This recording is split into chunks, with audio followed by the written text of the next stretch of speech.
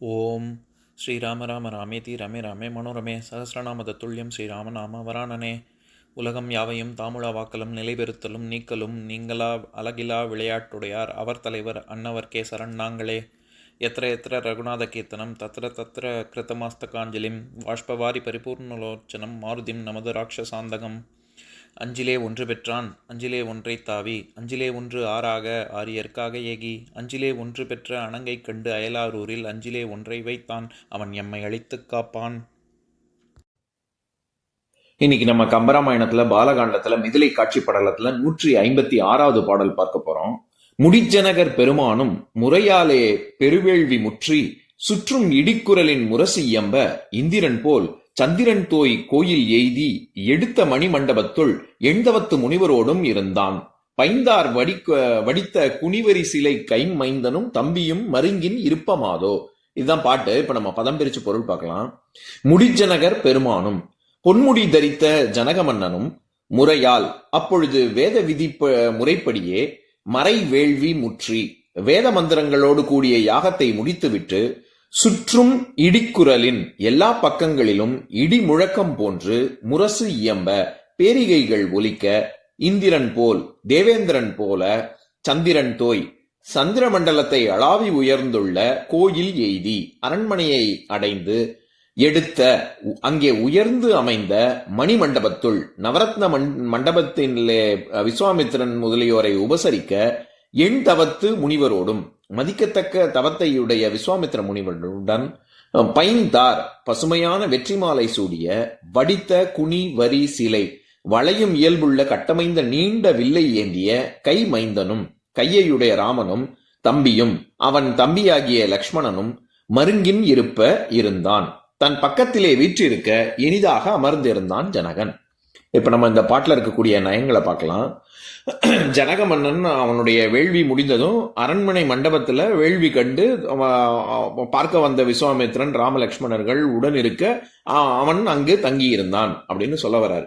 இதுல ராமனுக்கு எப்பவும் சொல்றதுதான் என்ன மாதிரியான அடைகள்லாம் கொடுக்கிறாரு. அடைச்சொற்கள்.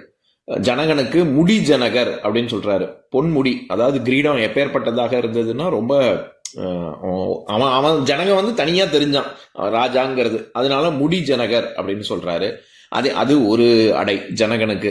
அடுத்தது எப்பேற்பட்ட இந்த மண்டபம், இந்த வேதசாலை நடக்கக்கூடிய இடம் எப்படி இருந்தது அப்படின்னா, இந்திரன் போல் சந்திரன் தோய் கோயில் எய்தி அப்படின்னு அரண்மனைக்கே அவர் எப்படி சொல்றாரு, சந்திரமண்டலம் வரைக்கும் இருக்கக்கூடிய அவ்வளோ உயரமா இருக்கக்கூடிய கோவில்ங்கிறது நம்ம கும்பிடக்கூடிய சுவாமி இருக்கக்கூடிய இடம்னு இல்லை. கோவில்ங்கிறது அரண்மனையையும் குறிக்கும். ஏன்னா கோ அப்படின்னா அரசன் அர்த்தம். அதனால அரசனின் வீடு அது அரண்மனை. அதனால கோவில்ங்கிறது அரண்மனையையும் குறிக்கும். எப்பேற்பட்ட அரண்மனைனா சந்திரன் தோய் கோயில் அப்படின்னு அங்க ஒரு அடை கொடுக்கிறாரு.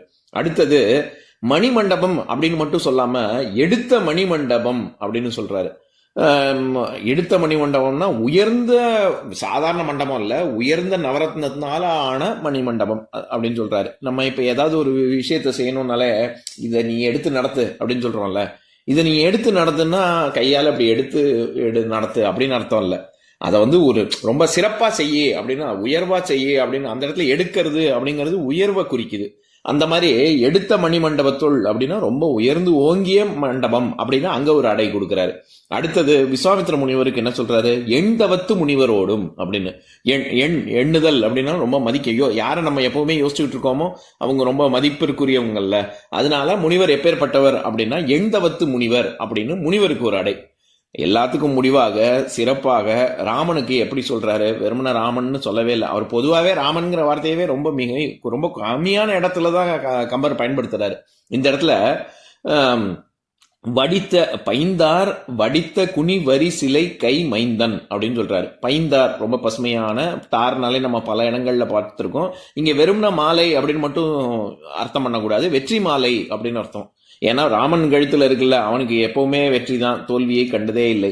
அதனால வெற்றி மாலை சூடிய வடித்த குனி வரி சிலை. குனின்னா ரொம்ப குனித்த புருவமும் கொவ்வை செவ்வாயில் நம்ம உதாரணம் கூட பார்த்திருக்கோம்ல. குனினாலே வளைந்த அப்படின்னு அர்த்தம். வளையும் தன்மை கொண்ட வரி சிலை, வரி வரியா இருக்கக்கூடியது, கட்டமைந்த நீண்ட வில்லை ஏந்திய கை மைந்தன் அப்படின்னா அந்த கையில அவன் வச்சிருந்தான் அந்த வில்ல அப்பேற்பட்ட ராமன் அப்படின்னு அர்த்தம் பண்ணிடக்கூடாது. இந்த இடத்துல கை அப்படிங்கிறது வலிமையை குறிக்கும். உடல் வலிமையாக இருக்கட்டும், தோல் வலிமையாக இருக்கட்டும், வில்லாற்றலில் ஒரு ஒரு மிகச்சிறந்தவன் அப்படிங்கிற ஒரு பொருள் வருது. அதாவது இப்ப நம்ம யாரையாவது அவனை நான் ஒரு கை பார்த்துடுறேன் அப்படின்னு சொன்னா என்ன அர்த்தம்? அவனுடைய ஒரு கையை பார்க்கறேன்னு அர்த்தம் இல்ல. அவனுடைய வலிமையை அவன் பெரிய ஆளா நான் பெரிய ஆளா பார்த்துடலாம் அப்படின்னு அர்த்தம். அங்கேயுமே உடல் வலிமையை குறிக்கல. நான் அவனோட மல்யுத்தம் போட்டு யார் பெரியாள்னு பார்த்துருவோன்னு அப்படியும் அர்த்தம் கிடையாது. வெறும் உடல் வலிமை மட்டும் கிடையாதுல்ல, அவனுடைய மன உறுதி, அவனுடைய சாதுரியம், அவன் எவ்வளவு புத்திசாலி, அவனா நானா பார்த்துருவான் அப்படின்னு எல்லாத்தையும் தான் குறிக்கும். வெறும் உடல் வலிமை மட்டும் குறிக்காது இல்ல. அந்த மாதிரி தான் இங்கேயும் வடித்த குனி வரிசிலை கை மைந்தன் அப்படின்னா மன உறுதி, உடல் வலிமை, சாதுரியம் எல்லாத்திலையுமே ரொம்ப சிறந்த ராமன் அப்படின்னு தான் நம்ம பொருள் கொள்ளணும். இப்ப நான் பாட்டை இன்னொரு தடவை படிக்கிறேன் கேளுங்க. முடிஜனகர் பெருமானும் முறையாலே பெருவேள்வி முற்றி சுற்றும் இடிக்குரலின் முரசு எம்ப இந்திரன் போல் சந்திரன் தோய் கோயில் எய்தி எடுத்த மணி மண்டபத்துள் எண்தவத்து முனிவரோடும் இருந்தான். பைந்தார் வடித்த குனிவரி சிலை கைமைந்தனும் தம்பியும் மருங்கின் இருப்பமாதோ. இன்னொரு நாள் இன்னொரு பாட்டு பார்க்கலாம். ஓம் शान्ताकारं भुजगशयनं पद्मनाभं सुरेशं विश्वाधारं गगनसदृशं मेघवर्णं शुभाङ्गं लक्ष्मीकान्तं कमलनयनं योगिहृद्यानगम्यं वन्दे विष्णुं भवभयहरं सर्वलोकैकनाथम्. உம்பரோடு இம்பர்காரும் உலகம் ஓர் ஏழும் ஏழும் எம்பெருமான் என்று ஏத்தி இறைஞ்சி நின்று ஏவல் செய்ய தம்பியரோடும் தானும் தருமமும் தரணி காத்தான் அம்பரத்து அனந்தர் நீங்கி அயோத்தியில் வந்த வள்ளல். ஓம் பூர்ணமதः பூர்ணமிதம் பூர்ணாத் பூர்ணமுதஸ்யதே பூர்ணஸ்ய பூர்ணமாதாய பூர்ணமேவாவசிஷ்யதே. ஓம் சாந்தி சாந்தி சாந்திः. ஓம் சர்வேஷாம் ஸ்வஸ்திர்பவது சர்வேஷாம் சாந்திர்பவது சர்வேஷாம் பூர்ணம் பவது சர்வேஷாம் மங்களம் பவது. ஓம் சாந்தி சாந்தி சாந்திः. ஓம் சர்வே பவந்து சுகினः सर्वे सन्तु निरामयाः सर्वे भद्राणि पश्यन्तु मा कश्चित् दुःखभाग् भवेत्. ओम शांति शांति शांति.